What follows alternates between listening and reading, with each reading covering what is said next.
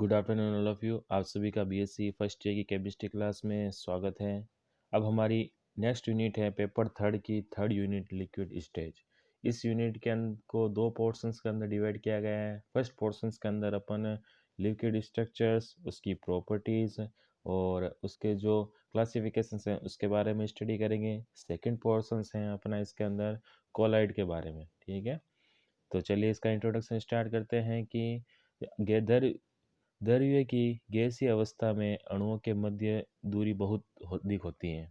ठीक है, तथा इनमें परस्पर आकर्षण बल नगण्य होता है। ठोस अवस्था में अणु पूर्ण रूप से व्यवस्थित होते हैं। ये परस्पर प्रबल आकर्षण बल से बंधे हुए रहते हैं। जैसा कि अपन ने पूरे की जो छोटी क्लास में पढ़ रखा है, गेट सॉलिड, लिक्विड और गैस के जो मॉलिक्यूल्स की प्रॉपर्टीज़ हैं।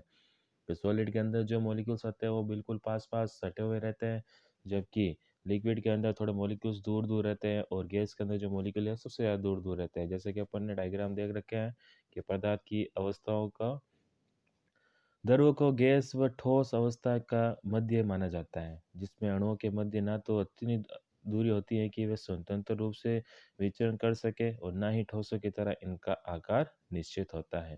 ठीक है, कि द्रव के अणु में परस्पर इतना ही आकर्षण बल होता है कि द्रव एक निश्चित आयतन में रह सके। द्रव अवस्था, ठोस तथा गैस दोनों ही अवस्थाओं के मध्य साम्य अवस्था में रहती हैं। ठोस के गलनांक तथा द्रव के हिमांक पर द्रव व ठोस क्या रहती है, साम्य अवस्था में रहती है।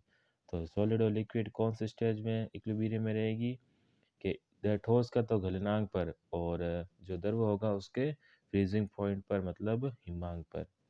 इसी प्रकार द्रव के वाष्पन तथा क्वथन के समय द्रव और गैस से दोनों क्या रहती हैं, साम्य अवस्था में रहती हैं।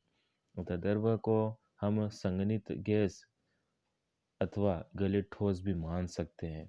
ठीक है, द्रव गैस की तरह बहने की प्रवृत्ति रखते हैं। इसी कारण दोनों का वर्गीकरण तरल के अंतर्गत किया जाता है, किंतु द्रव गैस की तुलना में ठोस से गुणधर्म अधिक समानता रख दर्शाते हैं। तो द्रव के गुणों को निम्नलिखित तथ्यों के आधार पर समझा जा सकता है। अब अपन कुछ लिक्विड की प्रॉपर्टीज के बारे में पढ़ते हैं। पहली है डेंसिटी। सामान्यतः द्रव और ठोस के घनत्व लगभग क्या होते हैं, समान होते हैं, लेकिन गैसीय अवस्था के घनत्व ठोस व द्रव की तुलना में बहुत ही कम होते हैं। अगर अपन डेंसिटी की बात करें तो सॉलिड और लिक्विड की जो डेंसिटी होती है वो लगभग इक्वल होती है, लेकिन वहीं अगर अपन गैसियस डेंसिटी की बात करें तो जो गैस की जो डेंसिटी होती है वो सॉलिड और लिक्विड से काफ़ी कम होती है। ठीक है, उदाहरण के लिए अगर अपन देखें कि 0 डिग्री सेंटीग्रेड पर जल व बर्फ का घनत्व कितना होता है, 1.0 व 0.92 ग्राम सेंटीमीटर इनवर्स। ठीक है, लगभग समान है। जबकि 100 डिग्री सेंटीग्रेड पर जल वाष्प का घनत्व कितना है, देखिए कि 0.89 व 0.0008 ग्राम सेंटीमीटर इनवर्स। ठीक है, तो कितना ज़्यादा डिफरेंस है जल और गैस के अंदर। इस प्रकार हम कह सकते हैं कि द्रवों व ठोसों की तुलना में गैसों में बहुत दुर्बल वान डेर वाल बल उपस्थित होता है। सेकंड देखते हैं प्रॉपर्टी की कि विशिष्ट ऊष्मा, कि द्रव और ठोसों की विशिष्ट ऊष्माओं का मान भी लगभग समान होता है, किंतु ये गैसीय अवस्थाओं के मान से भिन्न होती है। नेक्स्ट है गलन और वाष्पन की ऊष्मा। ठीक है, heat of fusion and vaporisation. सामान्यतः गलन की ऊष्मा का मान वाष्पन की ऊष्मा से बहुत कम होता है। उदाहरण के लिए बर्फ की गलन ऊष्मा 80 कैलोरी प्रति ग्राम है, जबकि जल की वाष्पन ऊष्मा कितनी है, 540 कैलोरी प्रति ग्राम है। ठीक है, मतलब इतनी कैलोरी अगर पर ग्राम को दी जाए तो वाष्पन हो जाएगा, उसका वेपराइज हो जाएगी वाटर का। ठीक है, आकार व आयतन, शेप ऑफ वॉल्यूम की बात करें तो ठोसों की तुलना में प्राय द्रवों के अणुओं में परस्पर आकर्षण बल कम होता है। ठीक है, अतः इनका ठोस की भांति आकार निश्चित नहीं होता है। जैसे कि सॉलिड के जो शेप होती है फिक्स्ड होती है, लेकिन लिक्विड को अपन किसी भी अगर दूसरे अगर कंटेनर में डालें तो उसका शेप को ग्रहण कर लेती है। ठीक है, लेकिन गैस की तुलना में द्रव में आकर्षण बल अगर अपन देखें तो अधिक होता है, क्योंकि इनका आकार निश्चित हो, आयतन निश्चित होता है, इस वजह से। अब अपन बात करते हैं कंप्रेसिबिलिटी की, कि संपीड्यता। ठोसों व द्रव में अंतरा आणविक व अंतर परमाणुविक दूरियां अधिक नहीं होती। ठीक है, अतः इनमें संपीड्यता का गुण नगण्य होता है। संपीड़ितता का मतलब यह है कि किसी भी चीज़ को प्रेशराइज करके उसके मॉलिक्यूल को पास पास लाना। अब सॉलिड के अंदर ऑलरेडी मॉलिक्यूल बहुत ज़्यादा पास पास होते हैं, लिक्विड में उससे थोड़े कम होते हैं, तो इनको अपन ज़्यादा कंप्रेस्ड नहीं कर सकते, ज़्यादा संपीड़ित नहीं कर सकते, अर्थात इनके आयतन पर दाब का प्रभाव अधिक नहीं पड़ता। नेक्स्ट है डिफ्यूज़न। चूंकि द्रव्यों और ठोसों में अंतरा आकर्षण बल गैसों की तुलना में प्रबल होता है, अतः ठोसों में विसरण का गुण नहीं पाया जाता। ठीक है, अतः द्रव्यों में यह गुण होता है परंतु अपेक्षाकृत कम होता है। अगर डिफ्यूजन की बात करें तो विसरण प्रोसेस के अंदर जो अगर गैसों का जो तो विसरण इजीली हो जाता है, लेकिन ठोसों में विसरण का गुण बिल्कुल नहीं पाया जाता क्योंकि इसके जो मॉलिक्यूल है वो ज़्यादा पास पास होते हैं। लेकिन द्रव्यों की अगर अपन बात करें तो कुछ अमाउंट के अंदर ये विसरण मौजूद होता है। ठीक है, नेक्स्ट अपना टॉपिक है इसके अंदर द्रव्यों में अंतरा आणविक बल, इंट्रामोलिकुलर फोर्सेस इन लिक्विड। के द्रव्यों के जो मॉलिक्यूल्स हैं इनके अंदर कौन कौन से फोर्स प्रेजेंट होते हैं। कि उदासीन अणुओं के मध्य पाए जाने वाले आकर्षण बल को अपन क्या कहते हैं, अंतरा आणविक बल कहते हैं। इस बल को वांडरवाल बल या सहसंयोजन कोहेसिव फोर्स या कोहेसिव बॉन्ड भी कह सकते हैं। ठीक है, जो न्यूट्रल मॉलिक्यूल है जिसके ऊपर कोई चार्ज नहीं है उनके बीच में अगर कोई बल मौजूद है, कोई फोर्स मौजूद होगा तो उसको अपन इंट्रामोलिकुलर फोर्स कहते हैं। इसको अपन वांडरवाल फोर्स भी कह सकते हैं और कोहेसिव फोर्स भी कह सकते हैं। द्रव्यों में यह बल आप निम्न प्रकार से समझ सकते हैं, जैसे कि देख रखा है कि यदि दो अणुओं के मध्य बल को हम F से व्यक्त करें तो F बराबर क्या होगा, d e p upon d r. तो F बराबर क्या है, d p upon d r. Next अपन देखते हैं अंतर आणविक बल के प्रकार। ठीक है, कि कौन कौन से लिक्विड्स के अंदर इंटरमोलिकुलर फोर्सेस प्रेजेंट होंगे। फर्स्ट है अपना डाइपोल डाइपोल इंट्रैक्शन, द्विध्रुव अंतर क्रिया। ठीक है, इन बलों की व्याख्या सर्वप्रथम किसम ने की थी। ये स्थायी द्विध्रुव वाले यौगिकों जैसे SO2 NH3 HCl HF और HCN आदि अणुओं में अंतराणविक बलों को समझाने का प्रयास किया। ठीक है, जब दो अणु एक दूसरे के समीप होते हैं तब उनके ध्रुवों के मध्य पारस्परिक अंतर क्रिया होती है जिससे स्थिति ऊर्जा प्रभावित होती है। अब डाइपोल डाइपोल इंटरेक्शंस वगैरह आपने पिछले चैप्टर्स के अंदर आपने इनऑर्गेनिक यूनिट के अंदर पढ़ लिए थे, वांडरवाल फोर्सेस के अंदर लगभग सिमिलर हैं, कंफ्यूज नहीं होना, केवल एग्जाम्पल का अंतर है। ठीक है, ध्यान रखना। आपको ये लग रहा होगा कि वापस कैसे स्टार्ट किया सर ने, लेकिन ये जो टॉपिक है दोनों के अंदर कॉमन है। वांडरवाल फोर्सेस के जो टाइप्स थे वो इसके अंदर यूज आते हैं, लगभग 3 टाइप्स इसके अंदर आप पढ़ेंगे वापस से। ठीक है, तो ध्यान रखना कि डाइपोल डाइपोल इंटरेक्शन है जो ऐसे अंतरा आणविक बल की ऊर्जा का परिमाण है, इन ध्रुवों के अभिविन्यास पर निर्भर करता है। ठीक है, यह अभिविन्यास आकर्षण या प्रतिकर्षण के कारण होता है।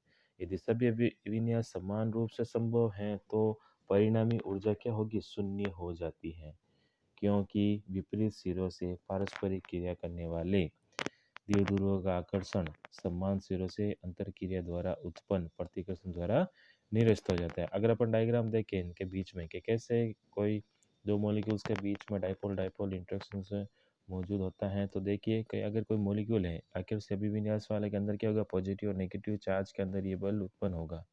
ठीक है, तो दूसरे ओर क्या होगा, ये जो पॉजिटिव पॉजिटिव चार्ज होता है ये प्रतिकर्ष अभिविन्यास की वजह से होता है। ठीक है, तो जो नेट डाइपोल डाइपोल इंटरेक्शंस होगा इन दोनों के योग के बराबर होता है। कि दो ध्रुवों के मध्य आकर्षण व अभिविन्यास ऊर्जा E0 को निम्नलिखित व्यंजक द्वारा प्रदर्शित कर सकते हैं अपन। तो E0 का मान क्या होगा, -2 μ1 μ2 अपॉन 4 पाई एप्सिलॉन 0 की पावर स्क्वायर 1/3 के टी की आर की पावर 6। ठीक है, जहाँ अपन म्यू है द्विध्रुव आघूर्ण, स्मॉल आर है द्विध्रुव अणुओं के मध्य दूरी, के यहाँ पर क्या है वोल्टेज मान कांस्टेंट है, और 4 पाई एप्सिलॉन 0 क्या है यहाँ पर पारगम्यता गुणांक, और टी यहाँ पर क्या है परमताप। ठीक है, क्या अगर इक्वेशन से स्पष्ट है कि द्विध्रुव आघूर्ण का मान जितना अधिक होता है द्विध्रुव अंतर की राय उतनी ही प्रबल होती है।